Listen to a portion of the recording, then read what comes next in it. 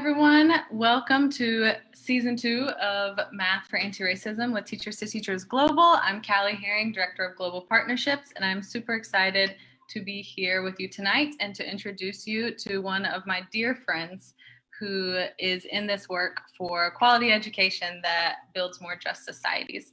So I'm excited to introduce him in just a moment, but as you're coming in, I want to share a little bit about what we are up to with Math for Antiracism. So, this is an opportunity for our team to really dive deep and invite all teachers in the United States who are interested in diving deep into this alongside of us, into really unpacking what is quality education and what role does anti-racism play in ensuring that we're offering quality education to all of our students that drives opportunities for them. And so the last episode, 2 weeks ago, we heard from Dr. Kendall Brown on the intersection of math, anti-racism, and social justice.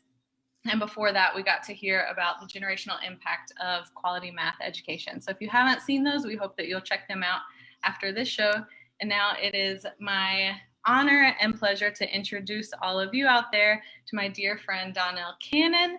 So Donnell is a native of Richmond, Virginia, and he works on issues of educational equity and youth development with a focus on designing and building innovative learning environments that work for all children. After earning a bachelor's degree from Norfolk State University, Donnell joined Teach for America as a core member in Eastern North Carolina and taught middle school social studies in Weldon, North Carolina. Side note, that's where we met. We were both teachers with TFA in Weldon for a couple years down there. And so Donnell served as the director of CDF Freedom Schools in Rocky Mount, North Carolina from 2013 to 2015. And he holds a Master of School Administration degree as part of North Carolina State University's Northeast Leadership Academy, also known as NELA. So currently, Donnell is the principal of North Edgecombe High School and the co-founder of the North Phillips School of Innovation.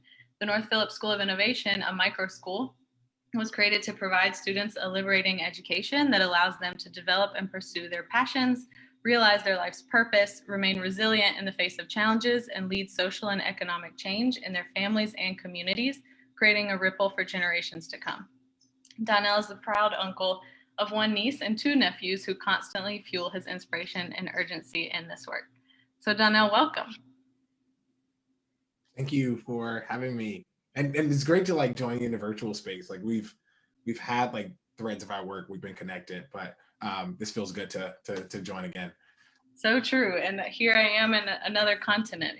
Our paths have intersected in so many ways in North Carolina, and it's great to be working with such similar missions, even as I'm here in Ecuador. Yeah. So let's jump into it. In defining quality education, let's start with how quality education is typically defined and maybe what some of the problems with that might be. Yeah. So I think the way that quality education is typically defined, I think it's a very narrow focus where learners engage in experiences that focus primarily on the cognitive dimensions of learning, and it's absent and does not observe or acknowledge that learners have to engage in experiences that nurture the totality of their cognitive, emotional, social, physical, and the factors that impact their learning and their development, and their overall health and their well-being. In many schools we see where kids are engaging in these rote activities. So our kids are engaging in memorizing and recalling a broad array of content and are often assessed on the ability to recall and explain that information. And where students aren't actually charged with critical thinking and making encoding and making meaning of their already rich experiences that they bring to our classroom. They're making meaning of their diverse, complex ideas, and are assessed on their ability to actually apply and analyze and then use that data in creative ways across multiple contexts to solve the really big problems that are already in front of them. And there's a certain level of irrelevance that happens within our traditional public schools. So our students have experiences that often feel disconnected from their interests, their goals, the things that set their hearts on fire, their professional ambitions, their personal challenges, and the other complexities that show up in their lives. They aren't given an opportunity to run right into their interests and their own goals, connected to their community needs, that help them to really tackle like problems that are in front of them. And then there's a level of assimilation that happens in our schools too, because of this idea of like whiteness as property, this idea of like color blindness. Our kids are often stripped of their own identities and stripped of their wildest ambitions. So that our students are often pushed into the margins in our school, where they aren't willing to show up in like the fullness of who they are. And if they're not conforming to dominant culture, it comes with a cost, right? And there's a risk of like alienation. And instead, like our schools, we have to focus on providing students a sense of self and a sense of purpose, and a deep like understanding of like their own identities and appreciation and affirmation regarding that, but also like learning how to like value, respect, and honor the different identities that their others bring to spaces. So I think those are just like multiple ways that we're seeing learning in traditional public schools, but also ways in which like we like things that we want to see like widely represented. Yeah, and I'm curious as to I've read a lot about interesting like the innovation happening in Edgecombe, but what exactly was it that spurred that? What did it take for your district to say like we've got to do something differently? Yeah. So Callie, you've known me for a while. So like we were obviously teachers together in Weldon. So the reason I joined some of the work over in Edgecombe, because they already had like a deep appetite for reimagining what school could be. So that was like a great place to start. After our first year, we had like honored the demands of like the traditional public school system, right? We're like creating like corrective action plans. Our teachers were doing data analysis. Our students were doing like rote learning. We're learning facts. We're learning like standards, how to engage and demonstrate mastery. And after that first year in our school, like we like nailed the state standard, the state end of the year assessments. And so that felt good. And our kids needed like a deep celebration.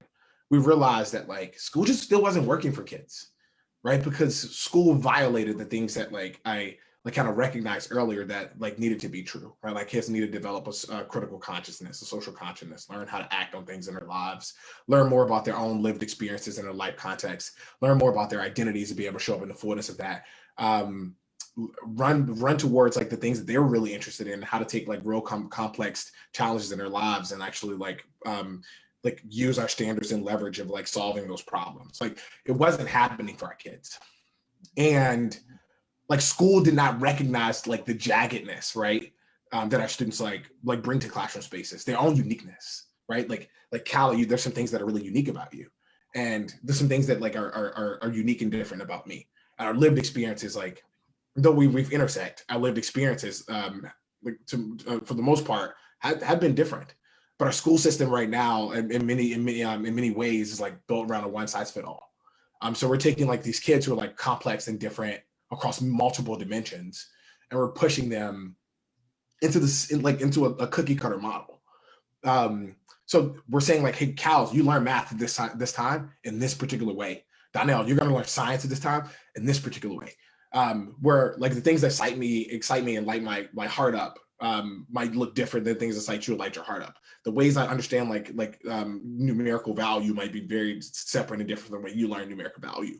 And we're not coming into schools like as empty like vacuums, right? Like we're coming to schools like rich of our own experiences, but we're pushing kids into like the into corners, right? We're pushing kids into spaces like that does not honor them as like full complete beings who come up with like a myriad of lived experiences.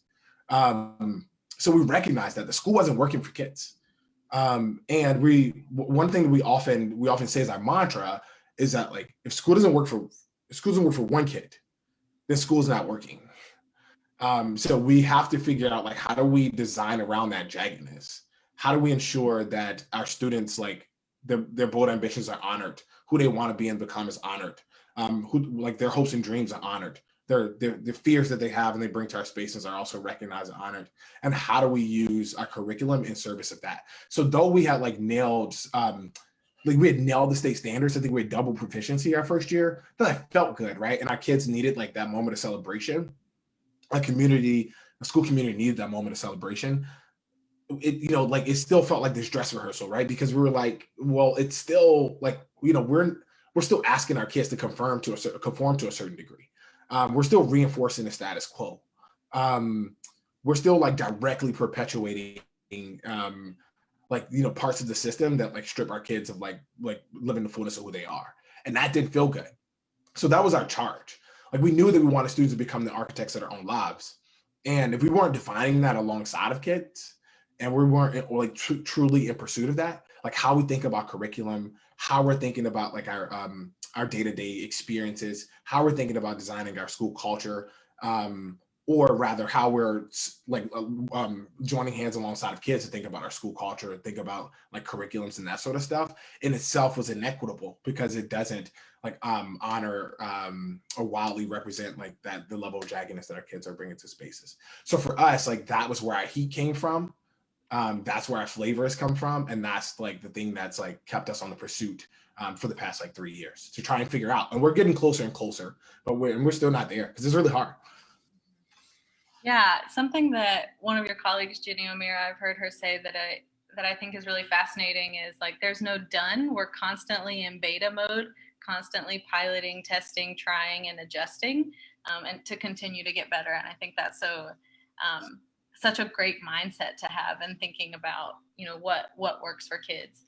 And I've heard you touch on it a lot in the way that you and your team and your school and your community are now defining quality education. But I want to go back to that to really highlight, like, how is a more just way to define quality education? Yeah. One thing that like, so yes, you're right. We use this term like perpetual beta, like we put everything in pilot, which means like everything is still it like has a newness and we can often pivot and ensure like it's portable and it flexes with the growing needs and new demands of our children. So I do want to elevate that, right? So like we try to build things without or alongside of our kids without emotional attachment to it, right? Because we know that like though that was a good thing, given like you play this in a new context, right? We might have to shift quick enough to meet that demand of our babies. How are we defining like quality like education? I think one is we first start with like radical inclusion, right? So you have to ask ourselves like, how are our babies define that, right? Like how are they like what are things that they want to learn? What are like some of the challenges in their directly in their lives that they want to like ameliorate or figure out? What are their passions? What are their bold ambitions? What are the things they want to be up to? And how is our curriculum like direct or school experiences directly in service of that? So that's how we're thinking about quality education. And a few things our kids said that they wanted was like they wanted to figure out their passion, they wanted to figure out their purpose, they wanted to figure out the things that they were interested in, and they want to live in the depths of their own identities. So now our job is like, how do we ensure that those four things that came through more really powerfully through our empathy interviews are widely represented? And how do we use our state standards in service of those four things, right? Those what we're calling our graduate aims. Like by the time our kids are 25, here are the things that they said they want to be true. And in order for that to happen, our kids have named that. So it's not like, so we design with kids and not for kids. So it's not the traditional programs like go and say, here's what kids are going to learn. Here's how they're going to learn it. And it's adult centered and adults are making that decision. And that in itself can be like defined as inequitable and a deep injustice. And you're designing for our babies, right? Without a certain lens on like, what are community wants for itself? So I think that's where we start. It's like, how are your communities defining what quality education is? And how are we taking like our learning agendas in pursuit of like those bold ideas? So for an example, the way that looks on the ground in our particular model, so our kids will say, all right, I want to focus on environmental injustice in Freedom Hill, so out in like Princeville, right? We know that this has been a community that has historically been under assault, right? Dating back to the early 1900s. Maybe say more about that in case someone in our audience isn't familiar. Can you just give them a quick overview of what Princeville is? Yeah. So Princeville is a large, it's a small Black community in Eastern North Carolina. just outside of Tarboro, North Carolina. That has been over the past few years, they have been deeply, their community has been deeply obliterated by these hurricanes over time, because it sits on a particular lowlands, and these this was by design, so it wasn't just something that was like completely de facto, right? It was de jure, and they're descendants of like Africans who or at the time, who lived in the particular area, who were sold like parts of the land that they knew like wasn't going to amount to much, wasn't rich, and then set on like these lowlands that they knew would flood.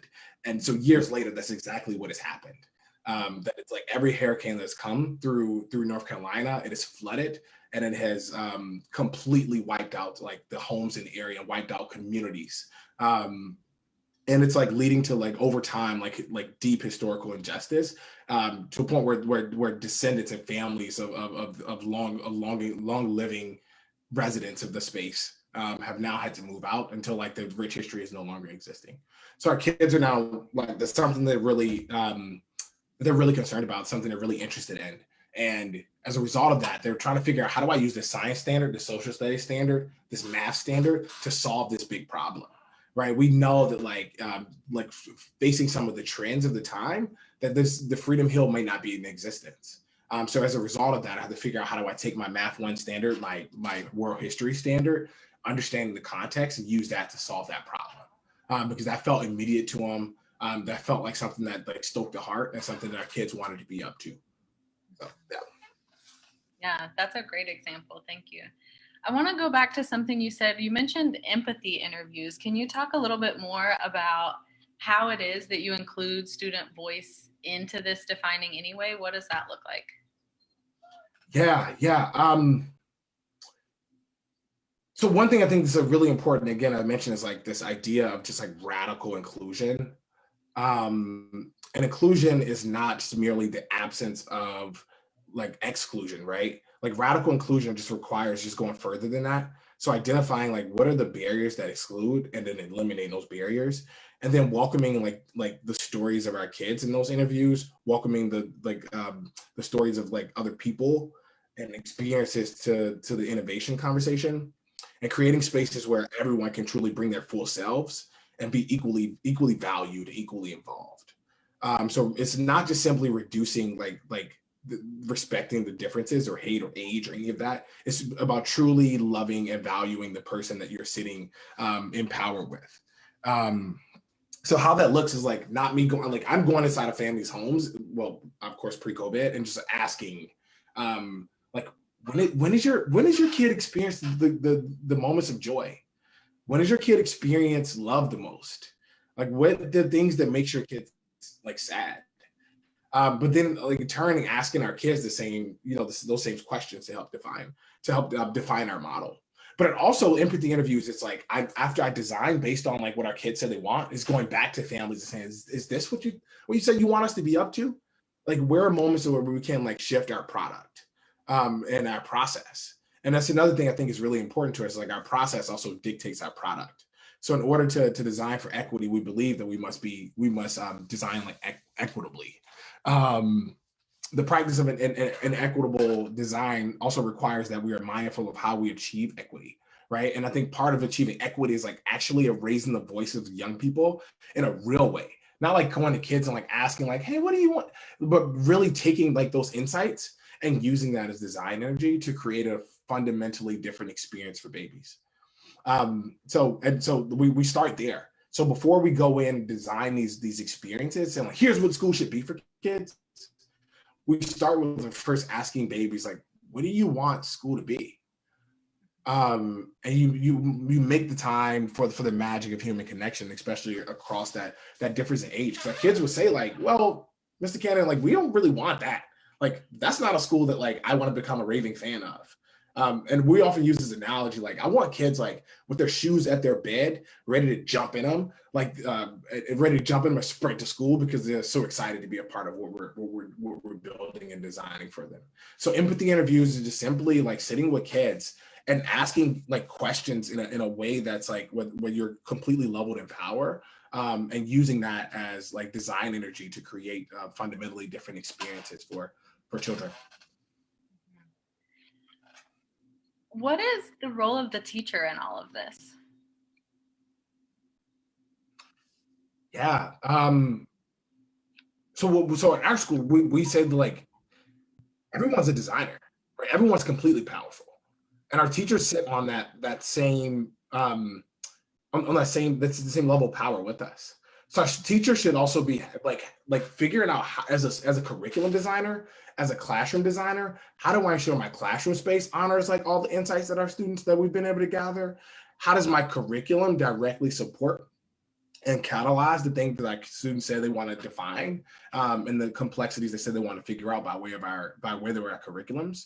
So I think our teachers are one of the key drivers in this, because our teachers are the folks who are actually going to take those like key experiences that our kids are saying they want and actually bringing those into like some texture.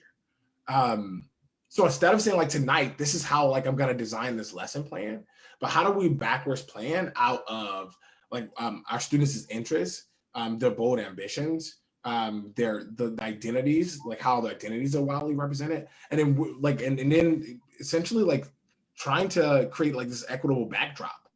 Like how do I ensure that like my school, my classroom honors like the richness that our students are elevating for us. So it's not like you're not figuring it out. Our kids are our empathy interviews, they're sharing exactly what they want. Our now demand is like trying to figure out how do we bring that like in its fullness into our curriculums and co-create with our kids, and not make and not make those assumptions in order. Not make those assumptions. Yeah. So you and then school... I think the one thing. Go ahead. I was saying one thing I do want to raise.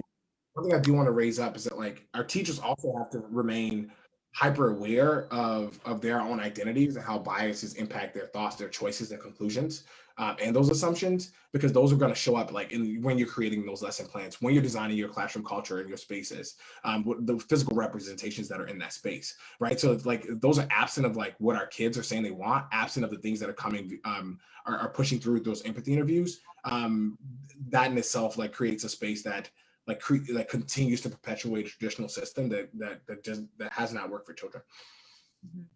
Yeah, that really connects to the next question that our team has for you, which is, what's the role of anti-racism in this work? Yeah. So one, it's not enough to just, obviously, to your point, like say like I'm not racist, but how do you ensure that like you're standing against it in every part of your work? That you're standing guard in how you're creating oppressive structures by way of like your own like privileged trust that like systems over time have are correct, right? That the systems over time are in true fact. So if you're not like standing guard of like your own implicit biases, your own explicit biases, then you're creating spaces. But how are you creating, like when I think about like how are you creating spaces of aliveness for our kids, especially our students of color, like spaces where they get to show up and be like fully themselves. And if you're one of those teachers who are saying to the kids like, yeah, I'm going to teach you this so you can code switch, or I'm going to teach you this so you can go to college. Like those kids actually want that for themselves. And are you actually stripping them of an opportunity to be fully live fully in their identities, right? Without like pushing them closer to the dominant culture. So like some of that takes like these equity pauses, right? Like where, how am I showing up and peddling oppressive demonstrations across like my own curriculum, across my classroom spaces, and how am I showing up as anti-racist, like myself, like in a fully embodiment. And it has to be like this sense of complete urgency to just kind of like flush and smear our classroom, our school experiences of those like racist like practices, racist demonstrations, to ensure our students get like really rich experiences that pushes us closer to achieving equity.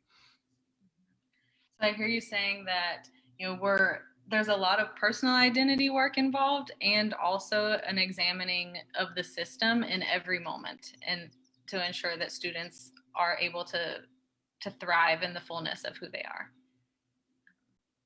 We have a comment coming in from Ronald White who says, Mr. Cannon is a former math student of mine, so proud of him.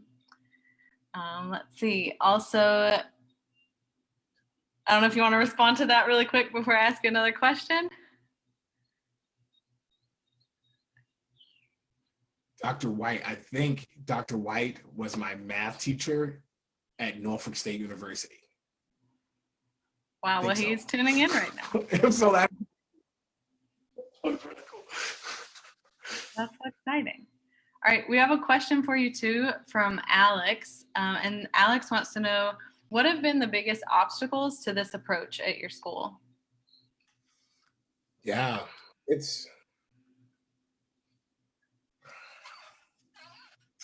so this is like our system itself, like, it's hinged on the industrial model, right? It's all that we've ever known. But when we remove this, like, this industrial model, this industrial era system first model, like, what is there in this emptiness? So I think the most difficult part is trying to create these dramatically, like, better experiences without having a true, like, blueprint there, right? And also, like, trying to evangelize it so that everyone understands, like, this is what schooling needs to become for children to actually realize, like, the fullness of their potential. It's really hard to get people to see different, like, what to build there, like, when it's all gone, right? Like, what then, like, stands in this emptiness, and that's been a bit unclear. So, like, trying to evangelize, like something that, like, you know, like, folks haven't had a deep belief in, and then also stand in the face of those things that have reinforced the status quo. So that's been really difficult to, like, push through the ecosystem, because so many people are, like, so committed, like, to, like, a traditional system first model, and, like, once we strip that, it's really hard for people to see different. It's really hard for people to dream of something different that it's, like, ever been, and because of that, like, that has been really hard to, like, navigate. So we've at every turn we've been trying to, like, radically include people so that folks can see, like, what this can become, can see how we get there, and join hands in that. And we've failed often. But we're committed to failing as a form of, like, our own perpetual beta. And but we're seeing failure as, like, an opportunity to continue to create these really bold, radical experiences, where other people might see it as, like, under a traditional approach, like, when you fell flat, it didn't work. And we're like, no. We just learned a ton, and we're going to use this design energy to keep designing. So I think the hard part is, like what it's hard for folks to really imagine, like, boldly, like, what do we design in a space, like, when the structures, processes, systems have completely shifted. And so that has been hard. But I will say, in all the darkness that, like, COVID-19 has brought us, it has created an opportunity where, like, we've had to live in the emptiness, where folks have been, like, forced to kind of see, or forced to, like, to kind of maneuver in around a space that is, like, that is free of, like, a long-lasting industrial systems. Yeah, the conversation has really been around redefining during the last year, and that's the conversation that I've heard your school and your team and your community having now pre-COVID. Yeah. Okay, we have another comment here. This is from Christy Lyles, who I believe is a teacher at my old elementary school in my hometown of Wadesboro, North Carolina. She says she loves the idea of empathy interviews and planning backwards from there. So here's something that I'm wondering, maybe if anybody in our audience is interested in that, with the empathy interviews, and that's new to them, how could they get started with doing something like that? Yeah, it doesn't take, like, you know, like, a transcript. You tomorrow could, like, get a group of kids together and say, like, what are things that most excite you in your current life? What are things in the world that you want to be more curious about? How can we make this classroom a better experience for you? And mapping your insights. Where are there moments of tension? And finding those moments of tension and designing those as insights, and using the how might we questions. Now, how might I design a space that ... right?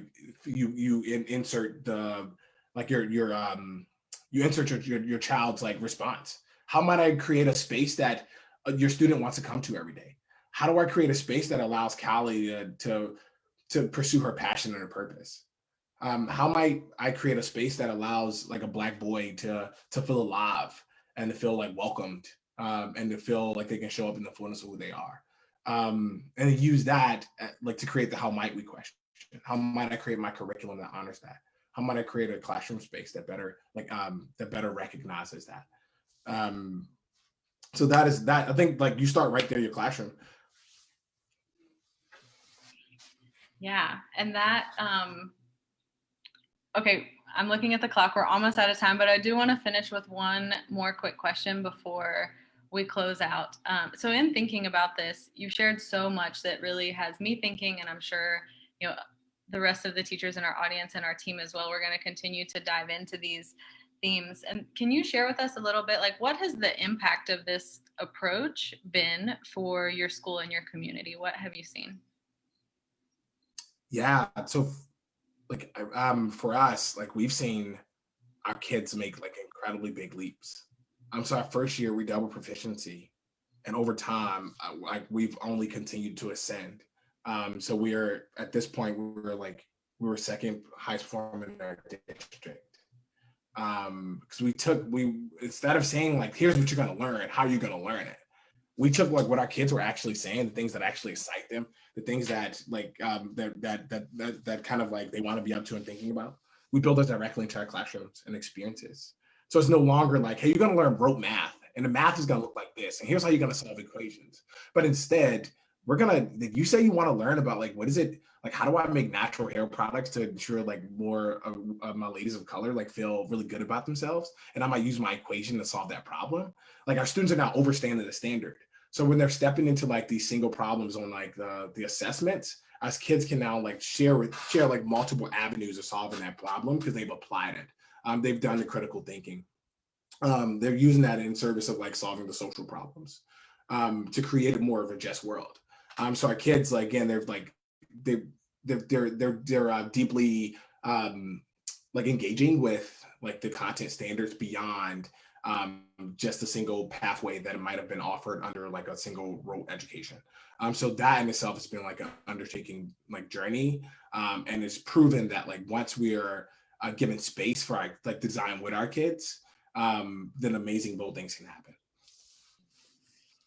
Awesome. Thank you for sharing all of that with us and being here with us today. And we'll invite you as well, and all teachers who are watching along with us, to engage further in this conversation. In the next couple of days, we'll open up a discussion in our online community Participate.